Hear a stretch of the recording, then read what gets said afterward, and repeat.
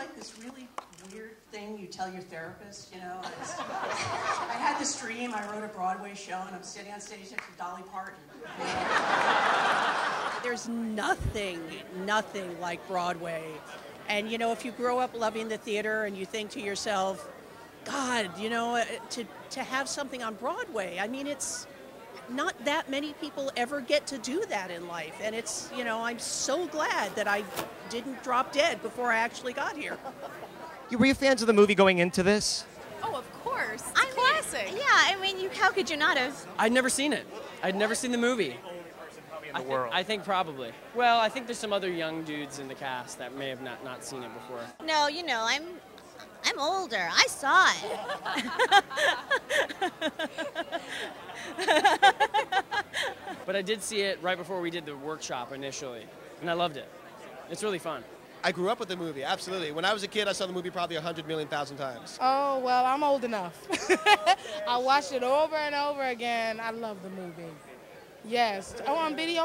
Yeah, on video. Yes, definitely. Video, of course. Of course. Oh, yes. Of course. I knew the movie, and then the TV series, when it was on ABC and then Fox. Starring Dolly's sister. Rachel. I never saw the TV series. I never did see that, but... I have a paperback book of it. Wow. Tori just got one for opening night. Yeah. Tori, Ross?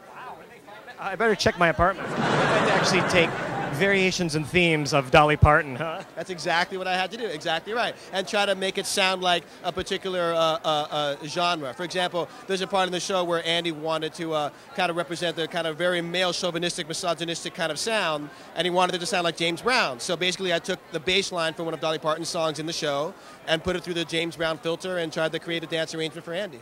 I feel good. I'm like James Brown. Well, you know, I wanted to make the show really contemporary, and we have the benefit of like costumes and sets and things that make us know that we're in a period. But I wanted the choreography to really push forward and have a real edge to it that the contemporary audience could relate to. Here we are, we've come so far, ready now to tear.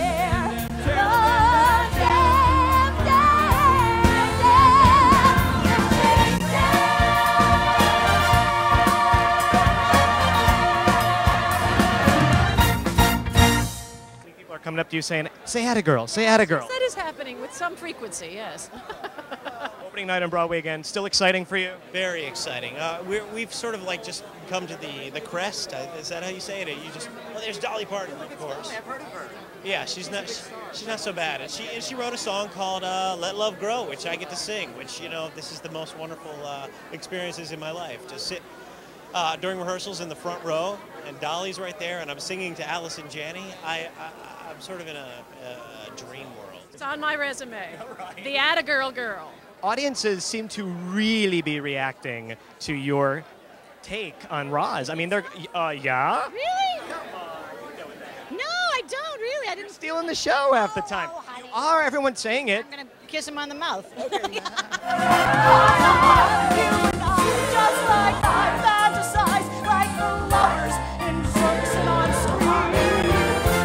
I think in the musical version you get to see a different take on Roz. Like you get to actually go into her private life, which is a little sad and a little tragic and a little lonely, and which the movie doesn't do. The movie you see her at work all the time, and you think she might have longing, but in the play they really, because of the song, I get to really show how absolutely lonely I am. And she's really so terribly longing for love, you know? And I think the fact that she has an evil cat, I don't know if you caught that, but it's so tragically perfect. It's like the poor woman, her cat doesn't even love her. It's like, I feel so sorry for her. I mean, I put that wig on every night and go, ah, geez, here we go. And now, if you excuse me, I'll go have a drink.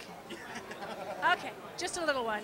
I wear this blonde wig when I'm in the ensemble with rectangular glasses so that you can't recognize me as being the son. I call that character Kirk Savoy.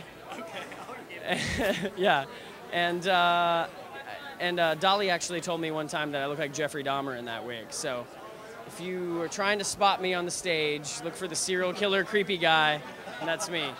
What's like seeing yourselves on stage? Doppelgangers, iconic characters. Well, it was awfully interesting and a little bit surreal, you know, when we saw it in LA, but we really, it was so much fun, and yet it's brought back so many memories.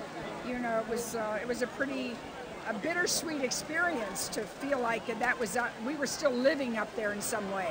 Of course, Allison Janney does a great job doing she Lily, does. and Allison's Stephanie J. absolutely Blanc does fabulous. Jane, and little Megan Hilty does Dora Lee just great. We're also proud of her. And Marc Kudisch does Mr. Hartgood, and Roz. They loved the Roz character in the show, and Elizabeth Wilson, who played Roz in the movie's here tonight as well. So we're having like a real family reunion. Hey, sweetie. Well, hi. How you doing?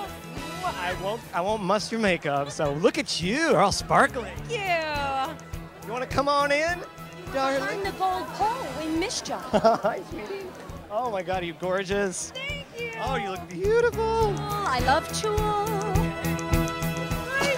Hi, hi, Allison. Good. How are you? Glad to hear that.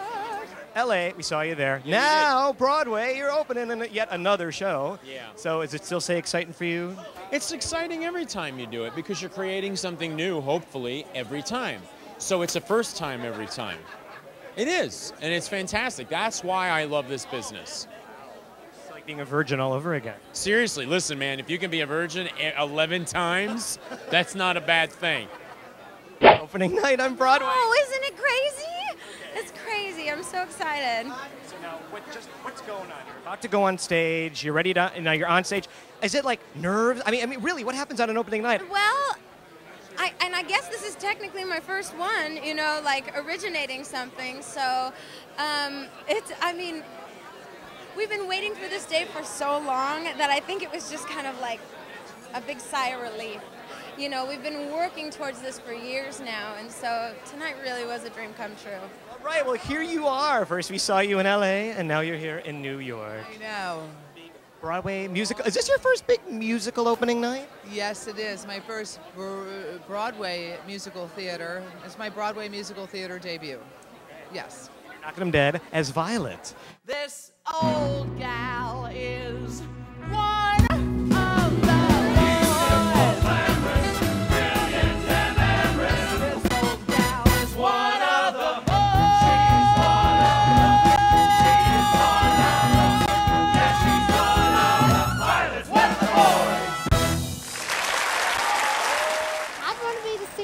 of the company, like they talk about in I wrote a song called One of the Boys, so when you listen to the song, you'll know what I'd like to be.